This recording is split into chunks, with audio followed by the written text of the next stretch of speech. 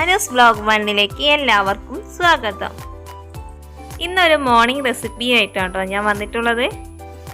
കണ്ടാൽ ബീഫാണ് എന്ന് തോന്നും, പക്ഷേ ബീഫല്ല.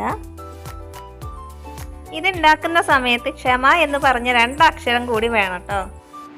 ചിക്കനും മീനിനും ഒക്കെ റെക്കോർഡ് അടിച്ച വിലയാണ്, അതുകൊണ്ട് കോഴി പാർട്സ് വാങ്ങിയൊന്ന് വരട്ടിയാലോ.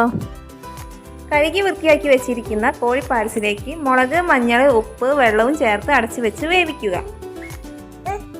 വെന്തതിന് ശേഷം ഉള്ളി, തക്കാളി, പച്ചമുളക്, വെളുത്തുള്ളി, ഇഞ്ചി, കുരുമുളക് ചതച്ചതും കൂടി ചേർത്ത് മിക്സ് ചെയ്യുക. ഇതിലേക്ക് നേരത്തെ വേവിച്ച് വെച്ച കോഴി പാർട്സ് ഇട്ട് കൊടുക്കുക.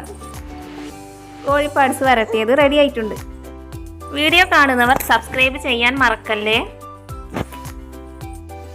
തലേ ദിവസം കുതിർത്തി വെച്ച പച്ചരി രാവിലെ പാകത്തിന് വെള്ളവും ഉപ്പും ചേർത്ത് അരച്ചെടുക്കുക. കാണാൻ വലിയ ഭംഗിയൊന്നും ഇല്ലെങ്കിലും കഴിക്കാൻ ഭയങ്കര ടേസ്റ്റാണ് കേട്ടോ. ദോശക്കല്ല് ചൂടായതിനു ശേഷം എണ്ണ തേച്ച് നേരത്തെ കലക്കി വെച്ച മാവ് ഒഴിച്ചു കൊടുത്ത് അടച്ചു വെച്ച് വേവിക്കുക. വെന്തതിന് ശേഷം സെർവ് ചെയ്യാം. അങ്ങനെ പച്ചരി കുതിർത്തിയ ദോശയും കോഴിപ്പാർട്സ് വരട്ടിയതും റെഡി ആയിട്ടുണ്ട്. എല്ലാവരും ഒരു തവണയെങ്കിലും ട്രൈ ചെയ്ത് നോക്കണേ. ചെയ്ത് നോക്കിയിട്ട് നിങ്ങളുടെ കമൻറ്റുകൾ ഫീഡ്ബാക്കായി അറിയിക്കുക. ലൈക്ക് അടിക്കാൻ മറക്കല്ലേ.